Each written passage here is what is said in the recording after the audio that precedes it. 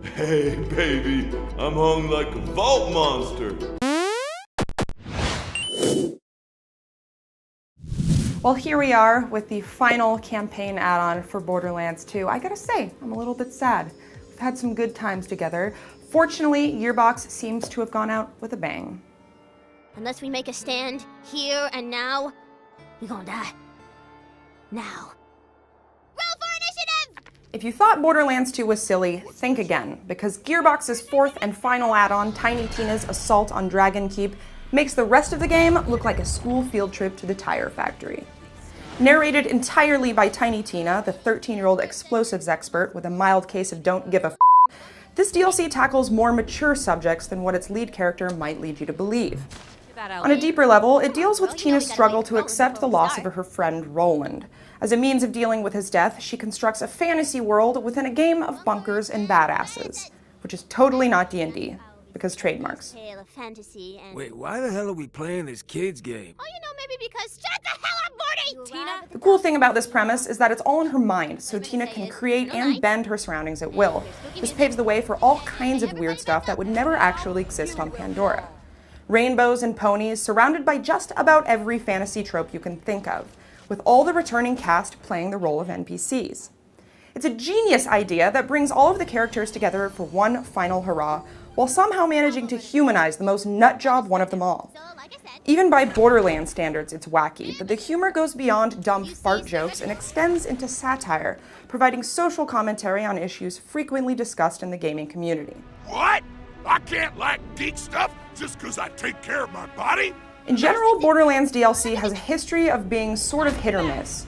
One of my biggest complaints has always been the lack of enemy variety, but this campaign aims to change that, offering more new enemy types than the previous 3 DLCs combined.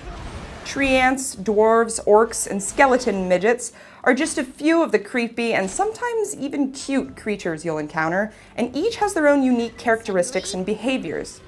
The boss fights are particularly well designed, providing some of the most satisfying moments of the entire game, DLC or not. There are, of course, some new features as well, all of which keep with the RPG fantasy theme. Pixies can dole out temporary buffs if you manage to catch one of them, and iridium shrines have been placed around, giving small bursts of ammo or other buffs when needed.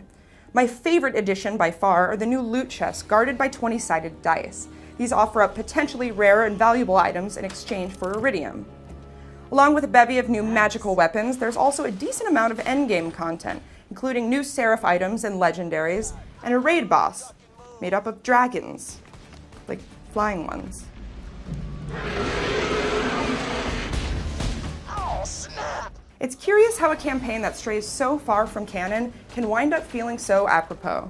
Tiny Tina's Assault on Dragon Keep is the only Borderlands 2 DLC that's kept me interested for longer than it took to complete the storyline, which in this case is well over 8 hours, twice that with all the side content. Its larger size is the reason I'm able to excuse some of its technical shortcomings. Wonky character animations were particularly common in my playthrough, and there were also a couple instances where a story NPC would glitch out, causing a stalemate that could only be fixed by restarting the game.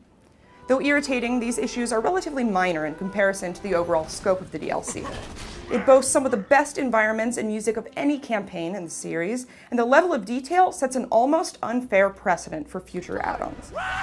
It's clear a lot of love was put into this campaign, and it's reflected in its graceful ability to balance mature subjects with whimsical, puerile humor. The result is a fresh and fitting ending to one of the best games of 2012. If you can only buy one add-on for Borderlands 2, for the love of God, make it this one. I give it a 4 out of 5. So that is my review of the 4th and final campaign DLC for Borderlands 2, which brings a very happy chapter of my life to a very gradual and painful close. This is out today for $10 on pretty much all of the platforms Borderlands 2 is on. If you played it, let me know what you think, and if you haven't, let me know if you're excited to play it. Thanks for watching.